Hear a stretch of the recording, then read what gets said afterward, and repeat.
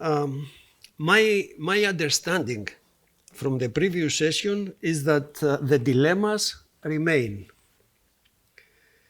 The topic of this session says about the war and the energy security implications. In order to give answers or to try to give answers to these dilemmas, need to understand the geopolitical environment and to answer to some geopolitical questions. So let me depict some of them. We have a war, and we have a war not just in the field, but a war with severe political, geopolitical repercussions, with economic and energy implications for Europe and for the whole planet. So after almost 4 months of continuous fighting, where we stand? Which are the provisions and the forecast for this war? On one hand, we can observe and make conclusions for certain outcome out of this war, like specific changes in the political and geopolitical fields, real changes in the strategies of countries and coalitions, changes in the energy sector and the global economy. On the other hand, we are obliged to face critical questions which need answers, speculations which need analysis, but questions with difficult or even controversial answers or with no answers at all. First outcome, the war is putting into question the whole international order. The status quo ante is totally under reconsideration. The geographical picture of the world is not the same. Second, NATO is getting stronger with the admission of Sweden and Finland, and also with Germany's new decision for new huge defensive expenses. Third, the United States is rewriting its security plan to reflect how the world has changed since the war began. On top of that, America now emphasizes the importance of both Europe and Asia for United States national security interests, which is a shift from the previous, just 2 years ago, from the previous version, which focused more on China and Asia. Fourth, Russia's war on Ukraine is causing a global turmoil for essential commodities such as wheat, natural gas, and sunflower oil, etc. Is causing economic implications and energy security problems. Fifth, Europe, as an urgent need, decides to move completely away from Russian fossil fuels and accelerate the energy transition. This brings also in turmoil the energy prices around the world. And then there are questions with difficult approaches and answers. When this war will end? Who is going to be favored from a prolonged war? In fact, there is another war, a parallel one, which is the battle with the time. The West believes to the sanctions and their repercussions to Russian economy and Russia's military capabilities in the coming months. But Russian economy, for the time being, looks more resilient than expected, with the ruble strong, oil and gas revenues high, and inflation expectations stabilizing. Russian energy export high revenues are against the sanctions of the West. Possibly, Putin's strategy is to wait. He may consider that he has enough time and the West soon will face economic problems and popular disconnect will increase. There are suggestions from the market and from opinion polls that tackling inflation and reducing damage to the economy should be given priority over punishing Russia. According to CEO of Volkswagen, the full effects of rising raw materials costs and inflation will not be apparent for another 6 or 12 months, creating a really tough operating environment. This is from the market. We should, he continues, we should do something. We should achieve something with the sanctions. So far, we are going basically from escalation to escalation, and we have no choice.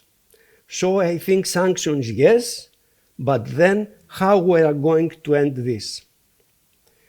And here comes the dilemma of democracy versus autocracy. If, in other words, freedom is more important than free trade, and if the protection of our values is more important than profit. And said that, here comes also the populist danger, since a weakened economy and higher inflation could weigh on politicians as they return home. And what about the globalization, this flagship of the West? A totally different picture in the global economy. Is it possible that the war will extend beyond Ukrainian territory, either in the wider neighborhood or elsewhere, intentionally or by mistake, or by miscalculations or even provocations? Is there any possibility that a prolonged conflict risks the West-Russian confrontation taking on a global dimension, involving into confrontation between West and a broad anti-Western front? Taking all this into account and with all this huge uncertainty, it is necessary in this session to examine the energy security implications for Europe and for Southeast Europe, and to describe the measures to be taken under the various developments in order to safeguard the energy stability in the region.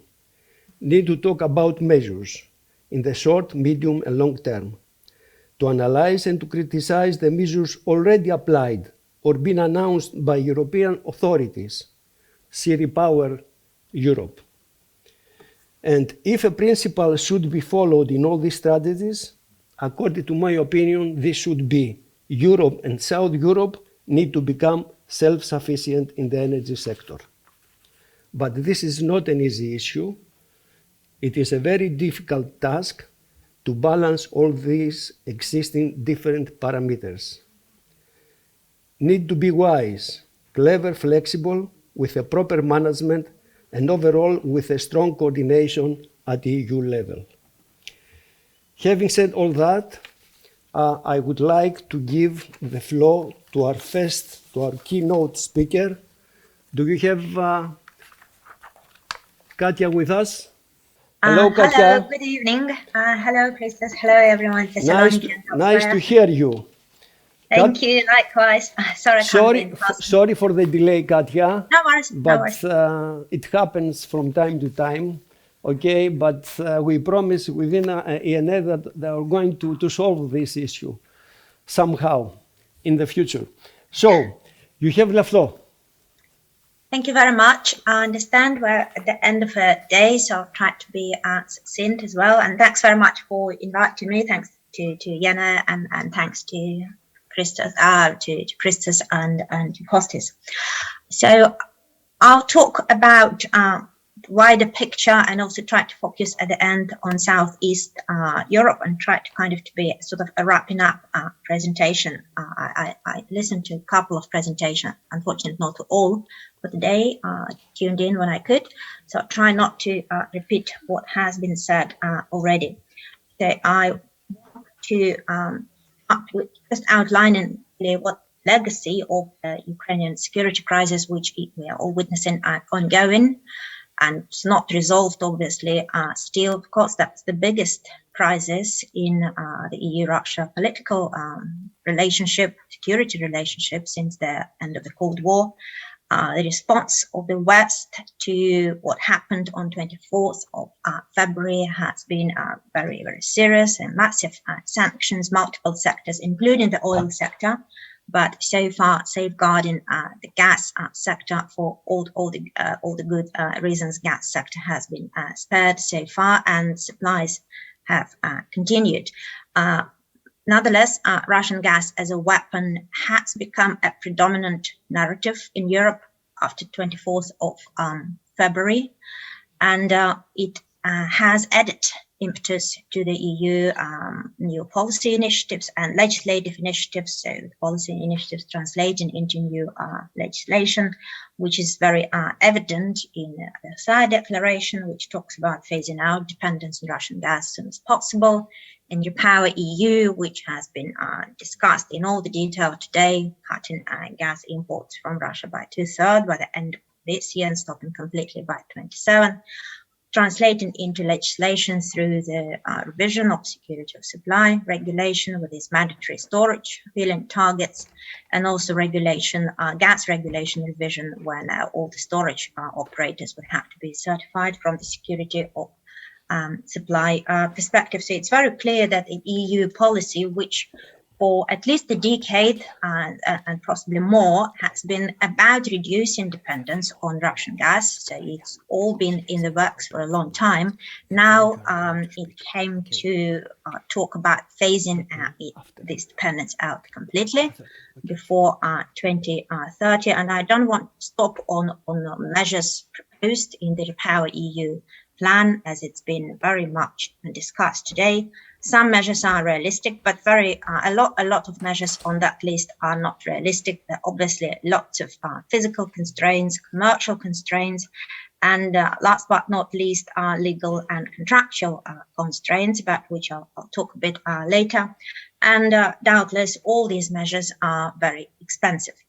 Of course, it's also obvious that too fast reduction of dependence on Russian gas would be detrimental to energy transition and greenhouse gas emission reduction targets, because one of the measures listed is increased coal power generation, for example.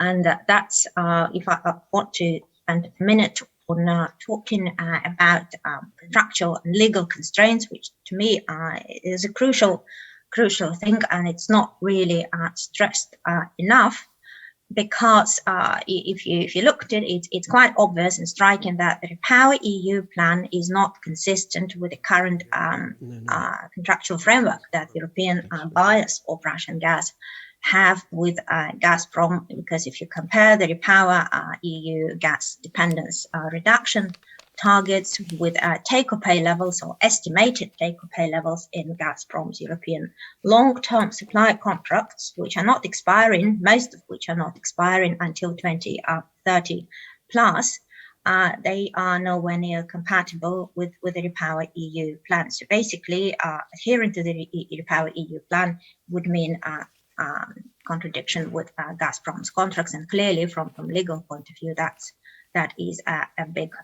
matter. What happened so far is Poland and Bulgaria's contracts, which were set to expire anyway at the end of this year. And these countries have rejected this new gas for rubles, so-called gas for rubles payment scheme. And they said that they intention not to renew those contracts. So those are not huge volumes, although in case of Poland, quite significant, but that doesn't alter the picture. So it's still an obvious discrepancy between the Repower EU plan and contractual framework, which will have to be resolved. So what I also want to add is what's the most likely, at least in my view, based on the information which is available today, is what's the most likely scenario for Russian gas exports levels to Europe, and whether they will continue until expiry, these contracts at take-or-pay levels, or will they be stopped for some reason before. I think what's clear from the fact that majority of our EU buyers of Russian gas, and those happen to be major gas markets in Europe for Russian gas, have accepted with various conditions, have accepted this new gas for rubles mechanism because they took a realistic position that was the only way to preserve their supplies, given the level of their dependence and the importance of Russian gas plays in their gas balances. Nonetheless, several buyers rejected. I listed them: Poland and Bulgaria, Finland, Holland, Denmark, and Shell supplies for Germany for various reasons. Again, majority is preserved. If you look on the EU, you also see there is no really appetite on part of the EU as a whole, although of course there is an appetite for that on part of few member states, to introduce gas embargo. So basically stop imports of Russian gas from the European side, not from the Russian side, because it's very clear that if all Russian gas supplies were to be cut, then Northwest Europe and Central European countries would be affected the most. And solidarity measures would not really help very much, because all of them would be in a very difficult position anyway.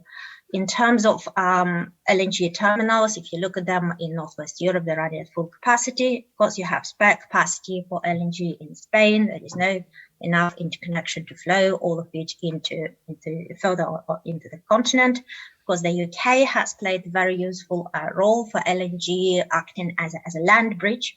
Again, there are limits on interconnection capacity. So my view, from a realistic and pragmatic point of view, it would seem to me that Russian supplies to Europe are likely to continue in line with the contracts which are in place at take-or-pay levels and until they expire around 2030 plus. Maybe right or wrong, but we'll see. Just mention a couple of specific measures which have translated from REPower EU into legislation, or in the process of translating to legislation. That's the storage requirement, on mandatory filling requirement, and certification of storage operators, as well as the establishment of this common purchases platform, which is supposed to help buyers, particularly in the event of emergency, to secure supplies through that platform. To my knowledge, no contracts have been concluded via this platform yet. Storage filling is on track, or has been on track up to now, and until we have all these now issues with Nord Stream and reduced flow as of yesterday, and this issue with sanctions affecting the turbine return from Canada. So that may change the storage filling trajectory, might change as a result of it, as well as a result of Freeport LNG in the US buy. So that obviously adds extra pressure for Europe ahead of winter season. And just coming to the region and wrap up, of course, if you look at all these pictures, there is a lot of infrastructure in and around Southeast Europe, both in terms of LNG and both in terms of import pipelines for Russian supplies, but also for Azeri supplies and for LNG from all over the world. A couple of years ago, it looked actually a year ago, it looked perfectly fairly well comfortable picture.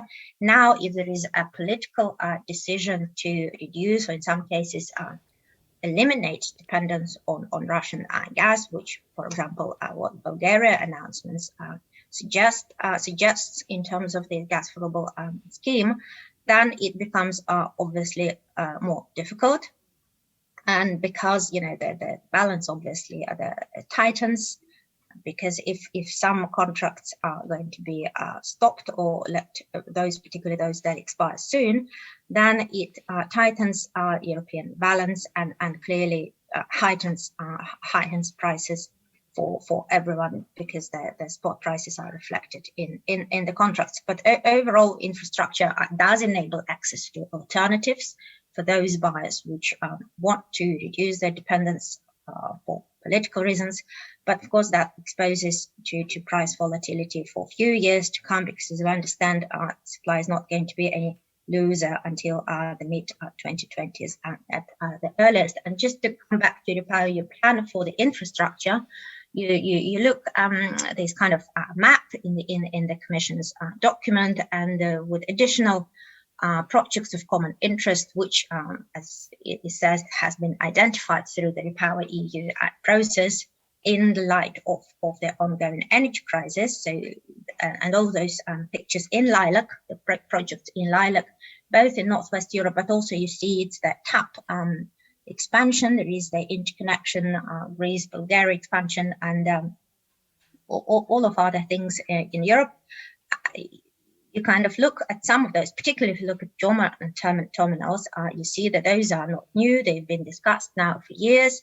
No commercial decisions were taken before, and suddenly, yeah, they're all happening now because the considerations and changed, and rationales now prevailing, the political rationales now entering as a major factor in decision making compared to commercial rationale as before. So will these projects happen this time? Well, no Cassandra, so I don't know, but they have now a better chance than in the past.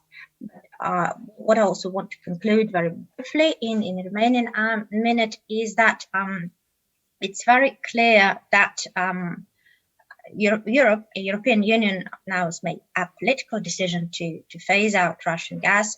It faces a future of significant uncertainty, both in respect of where supply, or particularly non-Russian supply, will come from, and what will be the infrastructure needed, and how it's going to be financed for bringing non-Russian supplies in, and how it all sits within energy transition as well. So that completely non-trivial matter, obviously, and all that would have to be done in a high price environment. So there are also issues with existing infrastructure for Russian gas. So just see how the existing infrastructure is going to be utilized, and how that's going to go. And it is also sort of, if you like, sort of an anchoring factor that despite all of this uncertainty, that it's still this anchor, sort of, like it or not, but it's still this contractual framework of Russian contracts, which despite the Repower EU and everything else, they're still in place.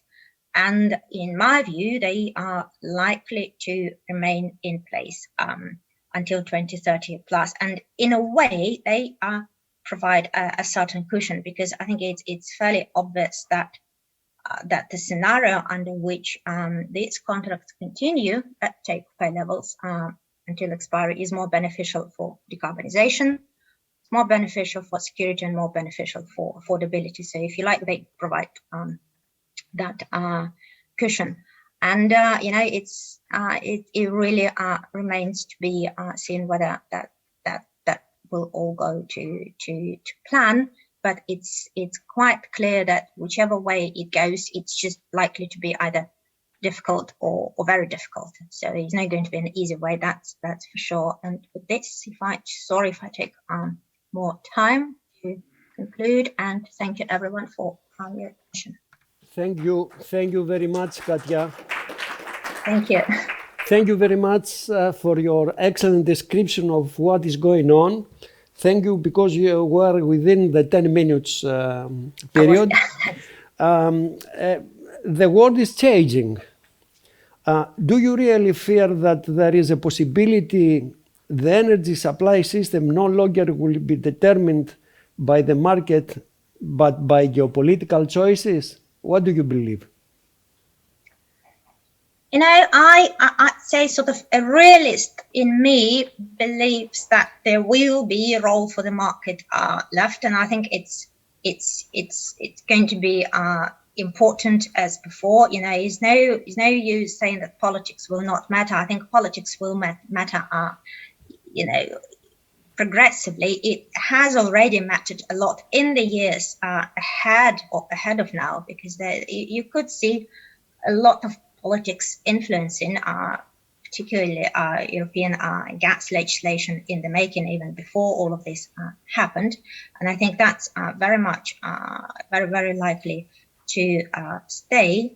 But I don't believe that market forces just going to be switched off. Okay. Okay. We thank you very much. So it's going to be a small change. I'm going to give the floor now to Dr. Marika Karagianni. Do we have with us? Yes, Marika. Okay. Hello. You have the floor. We have to be short because we don't have a lot of time. Okay. By 3 minutes is going to be okay. Okay. Thank you. You have the floor. Hello from Athens. Thank you for the invitation.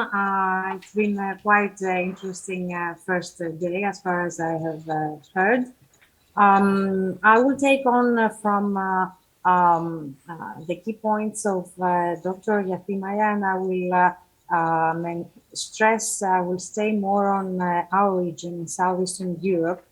I should say that our region has been much better prepared to cope with the energy crisis that has come upon us, rather than Northern Europe and the countries or the countries of Central and Eastern Europe.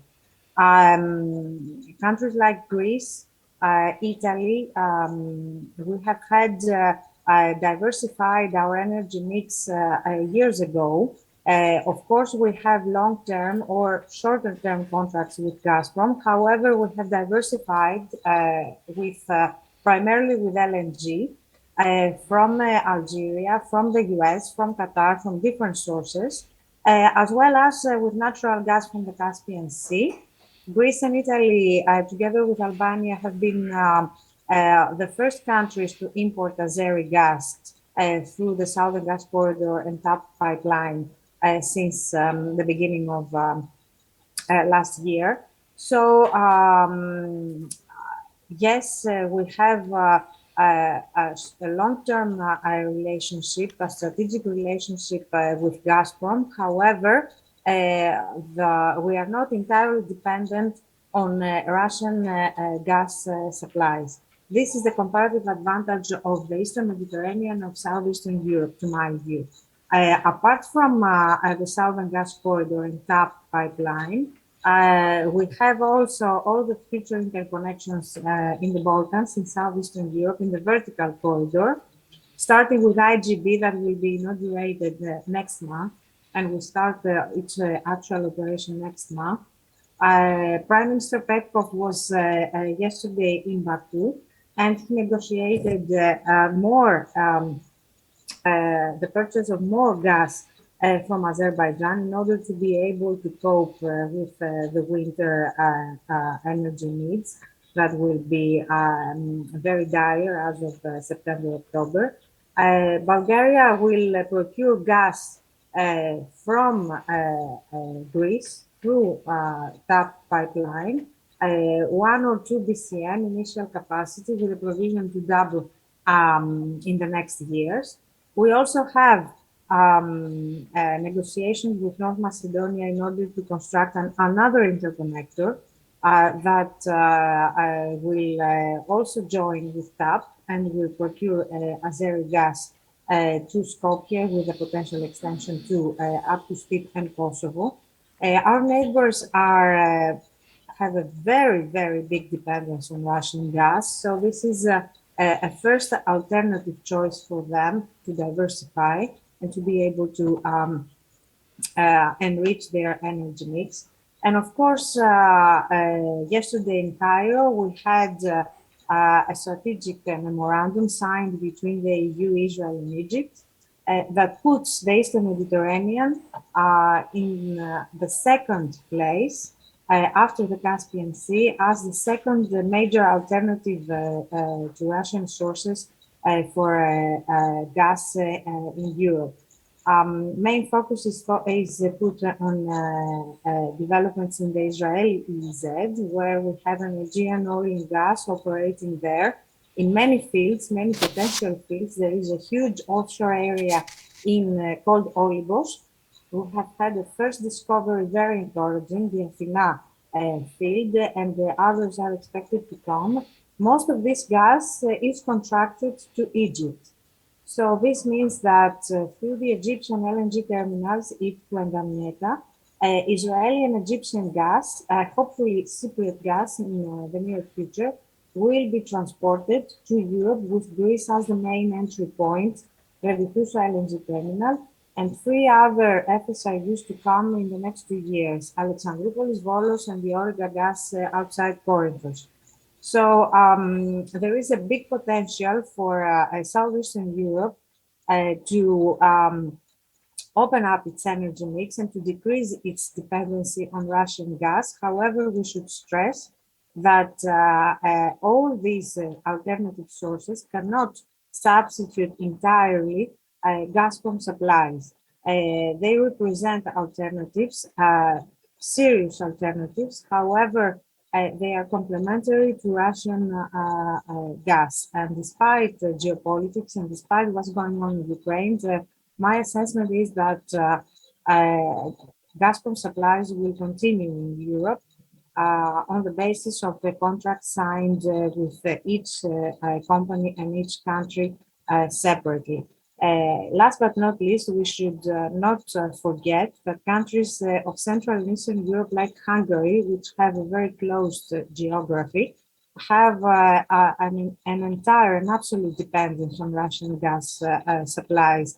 October last year, Hungary signed a 15-year long-term contract with Gazprom, and this marks the dominant position of Gazprom that is in Europe that is very difficult to neglect, despite of what is going on in Ukraine. I hope I was within the time limit. I wanted to say more, but I understand that there are others to follow. Thank you very much. Thank you indeed. Thank you, because you have given to us a broader picture of the area. We thank you very much, Marika, Dr. Karayani. Now the floor is with Mr. Yardim. Mr. Yardim is a natural gas consultant, is a partner coming from Turkey, and we're very glad that Johan, we have you with us here in Greece. And a question, I think now we have to change Turkey to Turkey.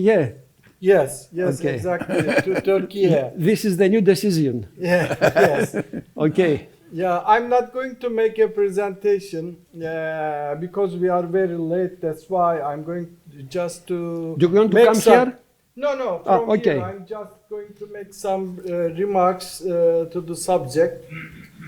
First of all, I would like to thank Mr. Kostis Stambolis, Chairman and Executive Director of IEN, for inviting me.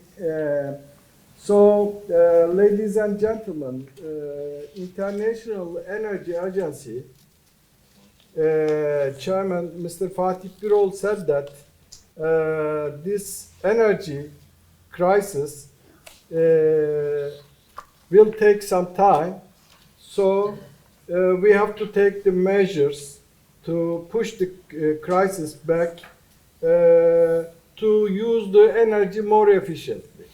This is the precaution that the International Energy Agency set. But actually 11 years ago, the same organization said that we were entering the golden age of natural gas. So in 2035, annual gas consumption should increase by 1.8 trillion cubic meters. So 3 times the current, at that time, the Russian production. But after that, there were the renewable policies, and they also proposed to implement the renewable policies. And also for the EU, they started their journey with the security of supply for the energy. And then 2020 policies to reduce the greenhouse gases. And they came to the end of Green Deal and at the end Repower EU. So what happened after the Paris Agreement? Investors not seriously invested in oil and gas sector, so no investment is done. So mainly oil and gas exploration and production investments alone were decreased by 50%. And also not major refinery investments has been done in the world. So the war came, and I'm not going to say about anything for the war, but future is not promising in short term. Bulgaria didn't accept Russia's new payment policies. Russian gas is cut. Poland and Finland, Denmark, Austria, and Shell. So Bulgaria is expecting to receive Azerbaijani gas through TANAP and TAP, and we learned that maybe end of August or in September this year. But most of the South European countries are hydrocarbon dependent, and many of them are buying from Russia. Some can reach pipeline, oil and natural gas, but some can't and landlocked. So Turkey is one of the country who diversified their resources. And there are long-term contracts, and we receive pipeline gas from Russia, Iran, Azerbaijan, and also import from Algeria, and spot basis many LNG deliveries. Diversification of resources was very important for Turkey. Turkey invested heavily for infrastructure projects. International projects such as TANAP and Turkish Stream, Iraqi oil pipelines and Baku-Tbilisi-Ceyhan oil pipelines, they are operating and bringing Iraqi and Azeri oils to the Mediterranean coast for world markets. We successfully completed these projects, and Turkey-Greece interconnector is in operation since 2007, and Turkish Stream is in operation since 2020. And I calculated altogether Turkey, and from Turkey or some Turkish we bought from Azerbaijan, supplied 42 BCM gas to Greece, Italy, Hungary, and Serbia. And two FSRUs and two land LNG terminals are in operation, and fifth one is under construction, and underground gas storage projects are completed, and 161 million cubic meters per day from LNG terminal send-out capacity exists. So recently we heard that the gas, American LNG is supplied to Turkey and from Turkey to Bulgaria, but there is no, let's say, statement that this was proved. But there are three alternatives. I'm not going to give the details, but as we know that the Turkey linked to the natural gas linked countries directly to Iran, Azerbaijan, and indirectly Turkmenistan, and East Med gas, Israel and Egypt. Caspian region, Azerbaijan and Turkmenistan has huge natural gas reserves, and that resource can play a significant role. And only the concrete agreements is TANAP, TAP, and TGI.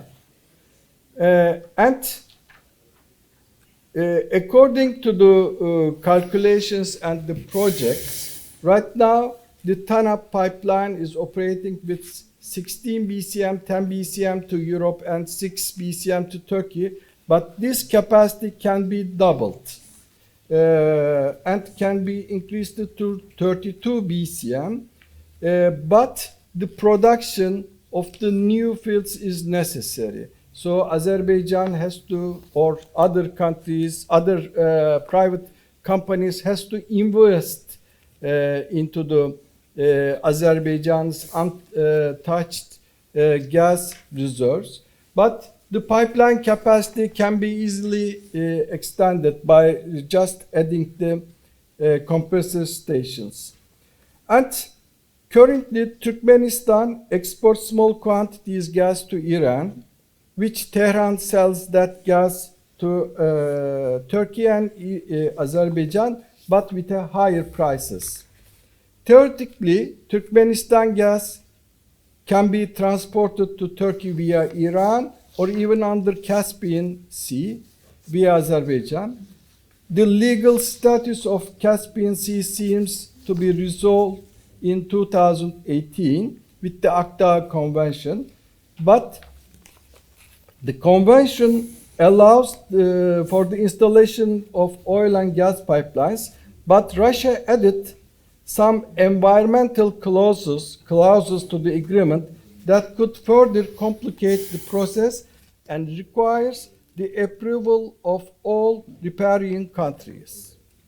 Iran has the largest proven deposit of natural gas after the Russian Federation, but the majority of the Iran gas produced is consumed domestically and export capacities are limited.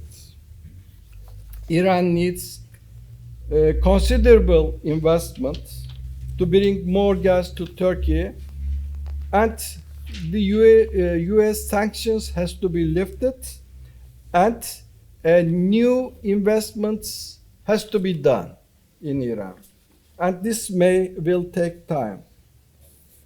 In the Kurdistan region, there are reserves very close to Turkey, and the Turkish pipeline is very close to the border now.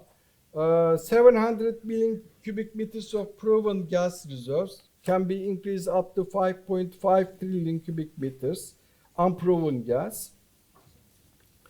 And Kurdish gas could be strategically viable to Russian gas, but there are some problems between the central government and Kurdistan regional government, and there is also some ongoing arbitration process.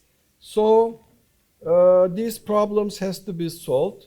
If they are solved, this gas can be sent to Turkey and via Turkey, but it takes some time. And East Med gas is also another option. The Israel offshore would be suitable for 550-600 kilometers pipeline to Turkey's southern coast to transport to Turkey and to Europe. And such pipeline would cost 1.5 billion euro approximately, and more manageable than the 6 billion project called East Med pipeline to Israel, Cyprus, Greece, and Italy. But we know that Israel already transports gas to Egyptian facilities for installation as LNG and shipment to international markets. And we learned that some MOU was signed. But yeah, But the LNG project seems the most feasible and quickest solutions. So green policies are very important, of course, but financing of the natural gas upstream and transportation and liquefaction projects are also needed financing, and in this respect, resources should be allocated to the new projects. So that's all I want to stop and not. Okay, thank you. Indeed, you gave us the atmosphere of energy in the Middle East and the Caspian Sea, so it's very good. Now the floor with Mr. Katsis, Operation Division Director, DESFA. Okay. Nikos, the floor is yours. Thank you. I will try very quickly to present the position of DESFA concerning the Russian war with Ukraine. As you know, DESFA has the responsibility to implement the emergency response plan for the security of supply of the gas market in Greece. So, as you can imagine, since February of this year, we are continuously working, we are continuously preparing several scenarios, what is going to happen in case we have a disruption of Russian gas. Of course, in this effort, always we have the cooperation of the electricity transmission system operator in order to create the most reliable scenarios in order to help the Greek government and our regulator to take the necessary mitigation measures concerning the crisis. The strategy of DESFA has two main pillars. The first pillar is to see what we can do as soon as possible, because it is very urgent to have solutions currently and for the next winter, of course. This is the first pillar. The second pillar is to see what kind of projects we have to implement in order to have a sustainable security of supply in our region. Since February, as I told you before, what we have seen, and one of the main considerations that we have, is to support with natural gas countries which are heavily dependent on Russian gas. We are working very closely with Bulgaria. We have a lot of physical flows from Greece to Bulgaria currently, from 6 million normal cubic meters, which is the technical capacity that we had in the interconnection point Siderokastro.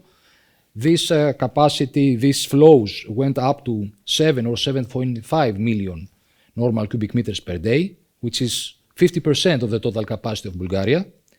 And of course, we have the possibility to give virtually gas flows to Bulgaria up to 10 million normal cubic meters of gas approximately per day. So we can understand that the main, let's say, the main strategy of DESFA is to increase the capacities and the real flows from those entry points in the Greek market which are not related with Russian gas. So what we are doing about that? First, from LNG. Several speakers talked about Revithoussa terminal. We are working in order to increase the capacity as much as possible there. Recently, we increased the capacity, doing the necessary risk assessment studies.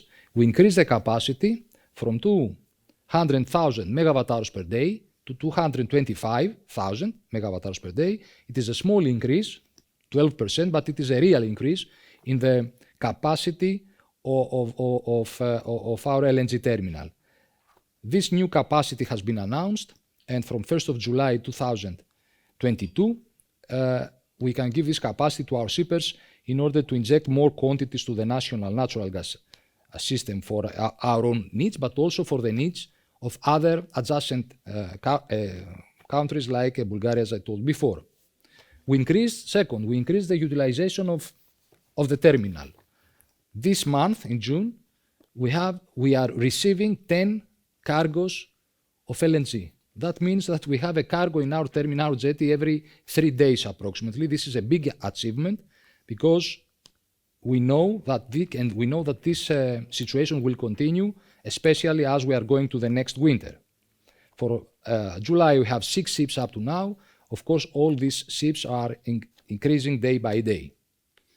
In order to support further the storage capacity of Revithoussa, we have concluded an agreement with a ship-owning company in order to bring in Revithoussa a floating storage unit, which is in reality a ship, with a capacity of 150,000 cubic meters of LNG approximately, and we envisage to use this ship as a fourth storage tank in the Revithoussa terminal. This is a very important initiative started from DESFA, supported by the Greek government and the regulator, of course. The FSU is expected to come in Revithoussa by the end of this month, on the 28th of June. Now we are in the phase, as you can imagine, to take all the permitting licenses, whatever is necessary in order to start the operation of this FSU unit, and we are going to perform ship-to-ship operations close to Revithoussa terminal, and whenever we have empty our jetty in Revithoussa, we are going to fill with this LNG, our LNG tanks. The second entry point, which has a significant interest for us in order to increase the technical capacity, is Nea Mesembria. Nea Mesembria is the entry point connecting the Greek system, natural gas system, with TAP Trans-Adriatic pipeline. There, we knew always that this entry point is very important for us because it is a real new entry point diversifying the routes and the supplies in the Greek market. That's why we designed this entry point with a capacity of 3 billion cubic meters of gas per year, approximately, while the current technical capacity is 50% of that, almost 1.5 billion cubic meters of gas. But we have the opportunity and the flexibility to increase this, the flows from this entry point if we have the gas. Okay. We also know that according to the new regulation 1938 for the security of supply, now there is an obligation to countries which do not have underground storages to storage in other underground storages, if this is possible, 50% of the annual consumption of the previous year. For Greece, that means that we should storage in underground storages of other countries approximately 10 terawatt hours per year, which is or 1 billion cubic meters of gas approximately. In order to fulfill this obligation, we are working with Bulgatransgas, the Bulgarian TSO, in order to store our shippers, to store quantities to the underground storage in Syrian. And a very important initiative is to use the virtual storage mechanism as we announce currently as a company in order to bring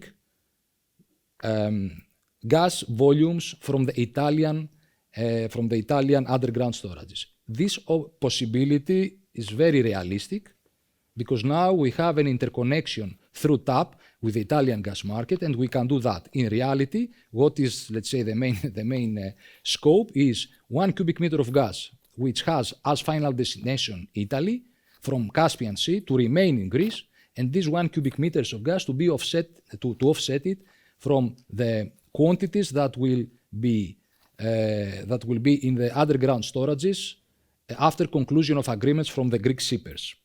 We believe that this is an important initiative. We are working with the Greek regulator and the Greek ministry on that. We have continuous cooperation with the Italian ministry as well in order to find the right way to do it.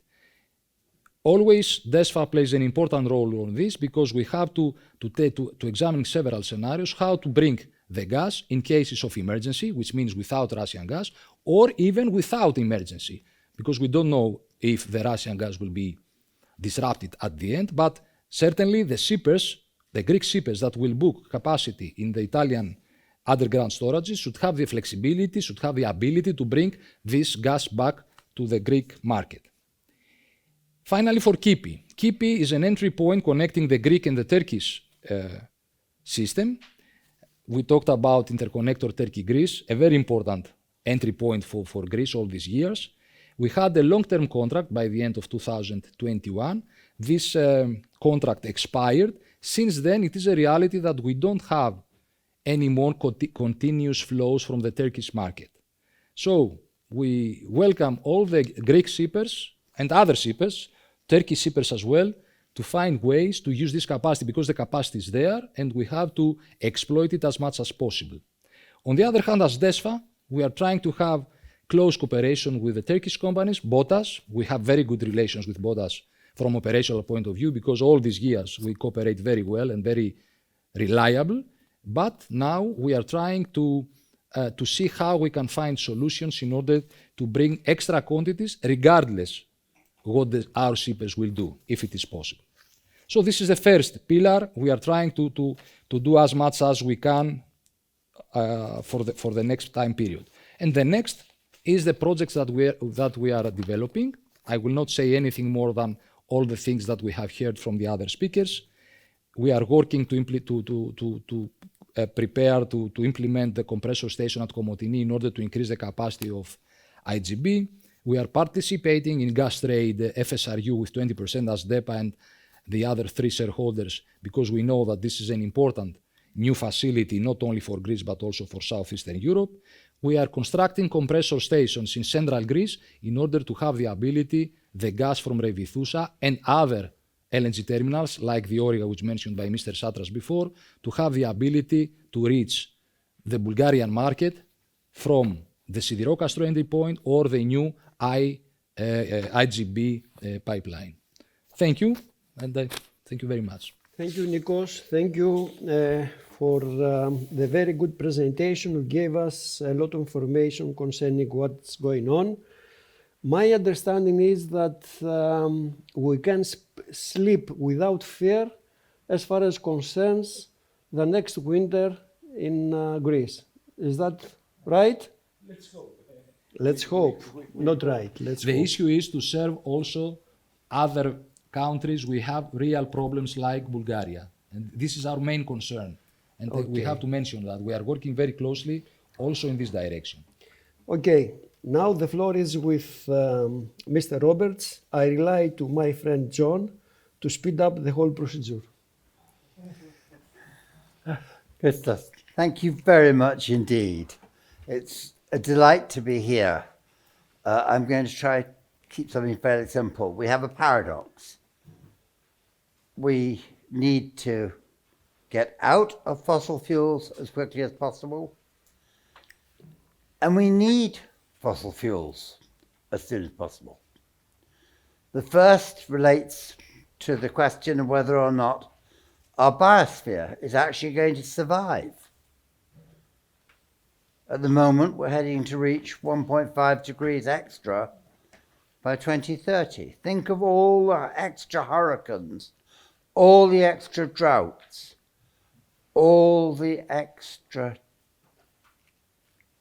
appalling weather events, the bushfires, the conflagrations of forests that that's going to cause. And then there's the second. What does that mean? If we don't get fossil fuels right now, then ordinary people in straitened circumstances are going to face, and I'm not exaggerating, the possibility of illness and early death as a result of not being able to get fuel to heat their homes. We need to be realistic. It was extremely useful for Dr. Yafimova to be explaining clearly how the EU has in effect rowed back on its proposal to cut 100 BCM of gas this year alone and to reduce that target to around 50 BCM. But there's a reason for that, which is that although much of the discussion recently has taken place about the expansion or availability of infrastructure, we've talked much less about what new supply might come on. And there are real problems. We happen to be, in a sense, in a lucky year for LNG.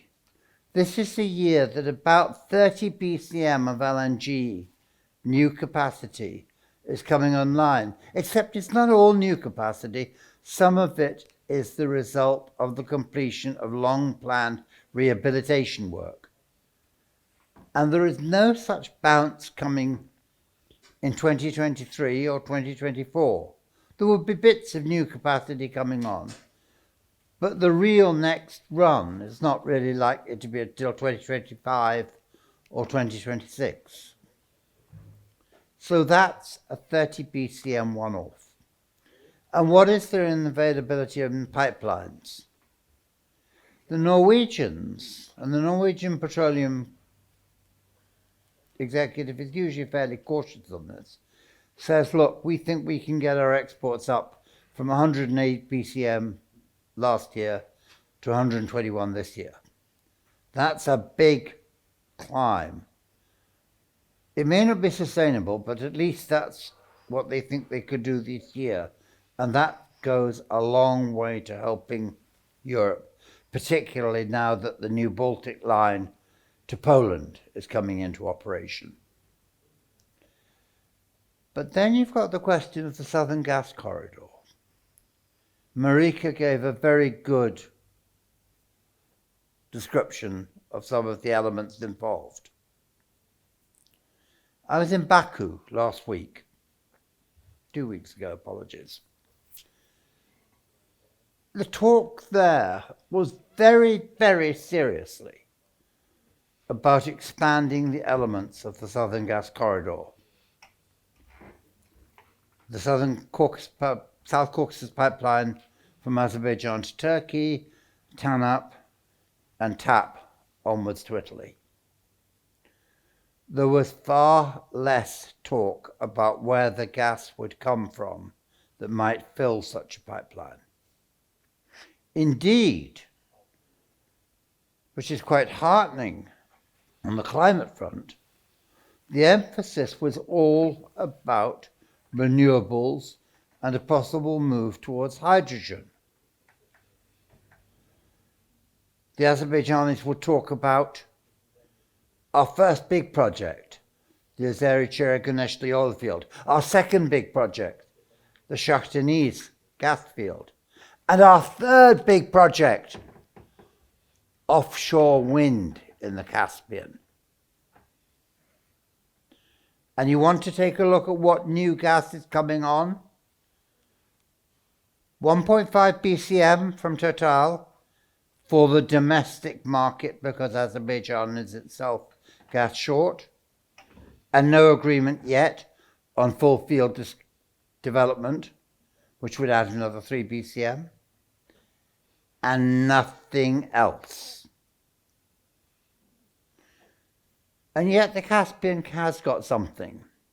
I would admit I'm biased because I'm on the advisory board of a group trying to get 5 BCM of Turkmen gas over to the Azerbaijani side by a link between a platform in Turkmen waters and a platform in Azerbaijani waters. That's just 5 BCM. It happens to be about the same capacity that is unused between Azerbaijan and Turkey on the South Caucasus system. And there is another potential 5 BCM of Turkmen gas that could reach Europe or could contribute to Europe's gas balance, and that's if it were to do what it's done with Iran, with what it's done with Azerbaijan at the moment, which is to swap through Iran. Because it's my understanding, and I would stand to be corrected by Gökhan, that in fact the Iran-Turkey pipeline is running at lower than its capacity and that there's spare gas there, spare room for gas, but no spare production capacity from Iran itself. So that perhaps you could get 8 or 10 BCM that way into Turkey. Turkey itself might not need that gas, but if it used it, it would be freeing up, in effect, 10 BCM of gas that comes in the form of LNG to go elsewhere. Obviously, commercial considerations, contractual arrangements, all sorts of flexibility would be required. But it's an approach. And where do we come at the end? When the EU considers its options, how good is it about being practical between the difference between a contract that you have to negotiate and that companies negotiate and an actual delivery? And then there is the line that they don't like to mention. It's called energy saving. Well, do you know what the biggest energy saving is likely to be for most people this year? It has a nastier phrase. It's called demand destruction. It's when people can't afford to buy the gas or the electricity, or the petrol or the diesel for their cars. That's why the focus on next winter is so important. Because we need to find something. We need to break the link between the high prices of gas on the international market and the product for which ordinary consumers pay. And by ordinary consumers, I'm not just simply meaning households, I'm also meaning small businesses. What happens if they simply can't afford it? At what point do governments step in? And even more frightening, I believe governments have to step in. I believe it's going to be absolutely crucial for governments to, in effect, take over much of the pricing structures for domestic markets. But then they will be faced with a horrible further problem down the line. Because once you introduce what is in effect a subsidy, how do you end a subsidy without social turmoil? But I think that's the kind of issue that governments have to address. And I think that they are quite rightly terrified of addressing it. But maybe that's the point about a crisis. Only in a crisis do you really address the terrifying problems. Thank you. Okay, John, thank you very much. It is always nice to have you with us and to listen to your thoughts. And now the floor is with Dr. Marketos. Thrassi, you have the floor. Thank you very much. My special thanks to Yene and Mr. Staboulis for inviting me here. My presentation relates to examining Greece's role as an energy gateway to Europe, East, West, and North. And since we face a spike in energy prices in Europe, 400% since last year, we result in an EU vulnerability and overdependence to Russia. So this overdependence is not a matter about energy Green Deal. It is stressing a need to alternate routes and sources.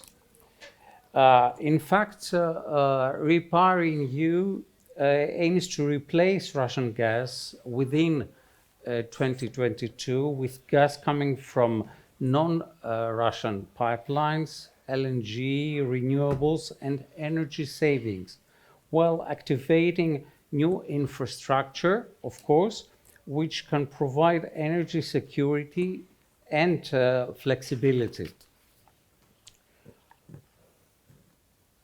EU recognition of gas as a transitory fuel will help, of course, Southeastern European countries to deal with Chinese investment on coal-fired power plants.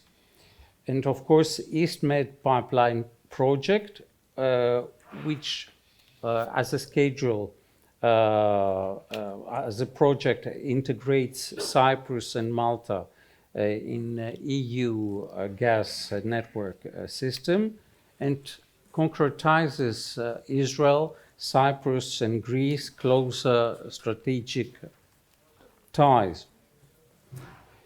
Hindering a wider EU energy market, to my view, in interconnectors reinforces EU dependency on Russia, reduces Israel gas Chevron export potential, prescribes cross-border projects to access hydrogen, which boosts Southeastern European regional cooperation in line with EU Green Deal. And natural gas can guarantee EU energy security in medium term, to my view, while enhancing diversification of supply through pipes and LNG. Greece, according to my thoughts, with TAP, Balkan interconnectors, FSRUs, and expanded LNG terminal capacity, will be able to transfer 30 BCM per year, or if we add the potential of EastMed pipeline project, 40 BCM, according to Professor Magnatis. With the EU and US help, I think that Greece can, as a country which is less now dependent on Russian gas, can ease energy transition, promote regional energy security, and diversify routes and sources. Thus, integrating Southeastern European countries and EastMed regions to Europe, even transporting Azeri gas to Ukraine through southern corridor and reversing the flow of the Balkan corridor. Thus, we can safeguard Balkans from Russian market dominance through Turk Stream 2 pipeline. Finally, Greece, through the grid and electricity interconnectors planned and progressing, Eurasia, Euro-Africa, and also the Egypt-Greece cable interconnector or pipeline, can provide, to my thoughts, cost-effective, flexible route for electricity, renewables to Southeastern European, Central, East, and North Europe countries. From EastMed and Gulf also, with the use of interconnectors, since Egypt is has come into a deal with Saudi Arabia on this matter.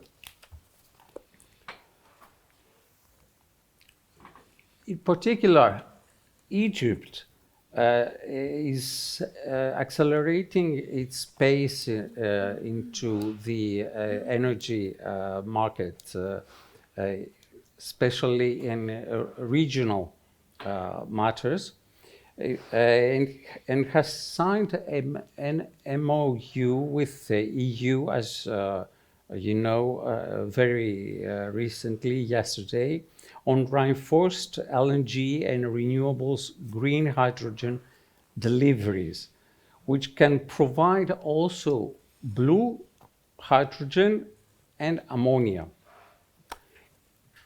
Egypt aims creating 61 gigawatts renewables installed capacity by 2035, thus easing energy transition in MENA and being very, very important for this region. Also, Israel can help integrate, in my view, Turkey in EMGF regional activity, while helping out the creation of an energy working group between EU, Turkey, and Israel. These are my thoughts, and thank you very much for attending. Thank you, Thrassi. Thank you very much. It's going to be a big fight who is going to be constructed from this project. I have prepared 5 to 6 questions, but I'm not going to address any because it is too late. Is there any question from the audience? Okay, no. Thank you very much. Thank you indeed.